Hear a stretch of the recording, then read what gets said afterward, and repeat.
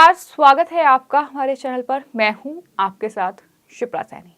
आम आदमी पार्टी शासित राज्य पंजाब वित्तीय संकट से जूझ रहा है। हालात ऐसे बन चुके हैं कि अब पंजाब राज्य कृषि बोर्ड के पास बैंकों से लिए गए लोन की राशि को वापस करने के लिए पैसे तक नहीं बचे हैं। धन की कमी के चलते पंजाब के ग्रामीण क्षेत्रों में जो विकास कार्य है वो पूरी तरीके से ठप हो चुका है। जानकारी के मुताबिक बोर्ड पैसे न होने से असमंजस में है, क्योंकि उसे 31 दिसंबर तक वित्तीय संस्थानों और बैंकों को 1000 करोड़ रुपए की लोन वापसी की किस्त का भुगतान करना है।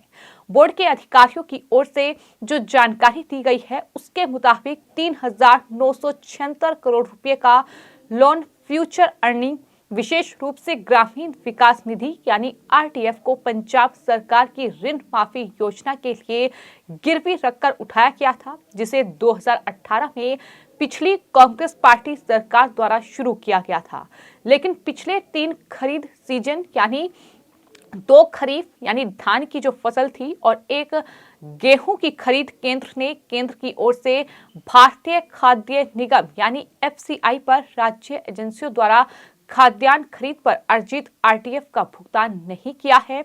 हिंदुस्तान टाइम्स के मुताबिक केंद्र पर राज्य का 3050 करोड़ रुपए का बकाया है, जिसमें से लंबित आरटीएफ प्रमुख हिस्सा 2872 करोड़ रुपए है और बाकी मंडी शुल्क मद में बकाया है। धान की खरीद 2021 और 22 में कम से कम 1100 करोड़ रुपए का आरटीएफ और गेहूं की खरीद 2022 में 650 करोड़ रुपए का भुगतान केंद्र द्वारा नहीं किया जाता है, जिससे राज्य सरकार के लिए गंभीर वित्तीय संकट पैदा हो जाता है। और मुख्यमंत्री की अध्यक्षता में राज्य के ग्रामीण विकास बोर्ड के पदेन प्रमुख के रूप में धन का उपयोग तय करता है, जिसमें मुख्य रूप से राज्य के ग्रामीण हिस्सों में विकास और किसानों के कल्याण शामिल हैं।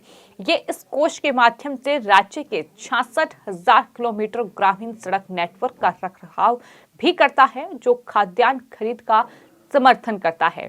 आपको ये बता दें कि 4000 करोड़ रुपए के कर्ज का फिलहाल ढेर लग चुका है। धन की कमी में बोर्ड द्वारा उठाए गए तमाम जो ऋण हैं उसका ढेर लग रहा है और विकास कार्य विशेष रूप से पंजाब के ग्रामीण इलाकों में पूरी तरीके से ठप हो चुका है।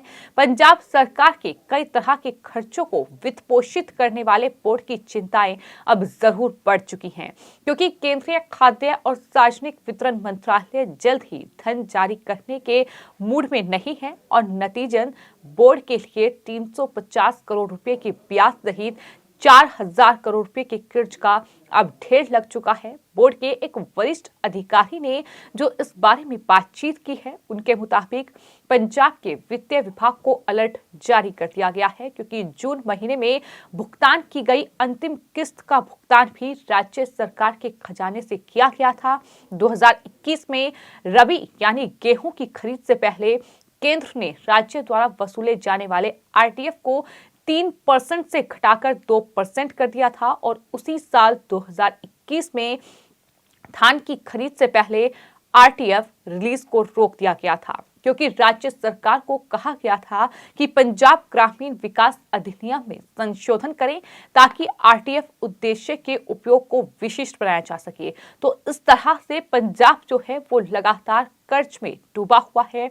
बार बार याद दिलाने के बावजूद मामले में कोई प्रगति नहीं हो रही है। राज्य सरकार ने अधिनियम में संशोधन किया है। हालांकि पिछले महीने राज्य सरकार को भेजे गए एक संचार में केंद्रीय उपभोक्ता मामले, खाद्य और सार्वजनिक वितरण मंत्री पीयूष गोयल ने पंजाब से वैधानिक शुल्क यानी आरटीएफ और अन्य जो संचय है उसको प्रतिबंधित करने के लिए भी कहा था। तो इस तरह से पंजाब जो है वो लगातार वित्तीय संकट से जूझ रहा है। अलग अलग पंजाब सरकार में जो बोर्ड हैं, जाहिर तौर पर जो अलग अलग विकास कार्य करते हैं वो लगातार ठप हो रहे हैं। उनके कामकाज सही तरीके से नहीं हो रहे हैं। बात चाहे फिर पंजाब के इस कृषि बोर्ड की ही क्यों ना की जाए, क्योंकि कृषि बोर्ड की ओर से जो बैंकों से लोन लिया गया था, अब उस लोन की राशि वापस करने के लिए पैसे पंजाब कृषि बोर्ड के पास नहीं बचे हैं। तो पैसे कैसे दिए जाएंगे। जाहिर तौर पर इसके चलते पंजाब के ग्रामीण जो इलाके हैं उसमें कार्य पूरी तरीके से ठप हो चुका है।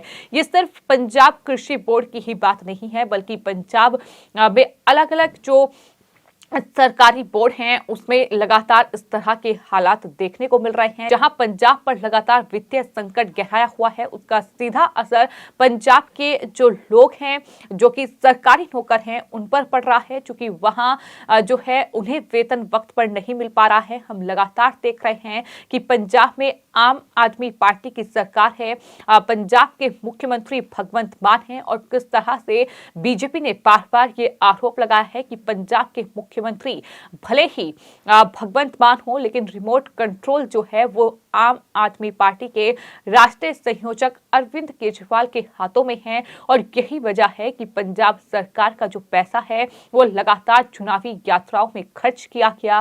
केजरीवाल ने चुनावी यात्राएं की, जो प्राइवेट विमान से वो यात्राएं करने के लिए पहुंचे हैं उन पर खर्च किया गया। इतना ही नहीं, गुजरात में जो तमाम एड हमने देखे, जो विज्ञापन हमने देखे, उस पर लाखों करोड़ों रुपए खर्च किए गए। तो इस तरह से पंजाब के खजाने को खाली करने का आरोप बीजेपी समेत तमाम विपक्षी पार्टियां जो पंजाब में हैं उनकी तरफ से अरविंद केजरीवाल और भगवंत मान पर लगाया गया है। फिलहाल पंजाब में हालात ये बन चुके हैं कि पंजाब सरकार के पास सरकारी कर्मचारियों को वक्त पर वेतन देने के लिए पैसा नहीं बचा है, तो वहीं आशा वर्कर्स से लेकर तमाम जो सरकारी कर्मचारी हैं वो आंदोलन कर रहे हैं, सरकार को चेतावनी दे रहे हैं। उनका साफ तौर पर यह कहना है कि पिछले 3 से 6 महीने का वेतन उन्हें वक्त पर नहीं मिला है।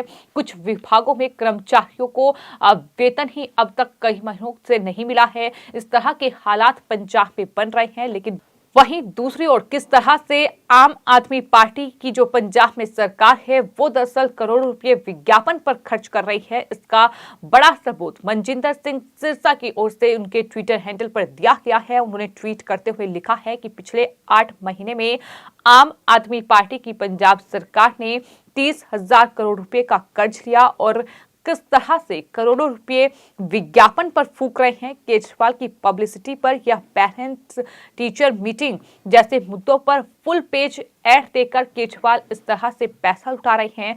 ये बदलाव है या केजरीवाल का पंजाब के साथ बदला, ये सवाल बीजेपी नेता मनजिंदर सिंह सिरसा की ओर से पूछा गया है।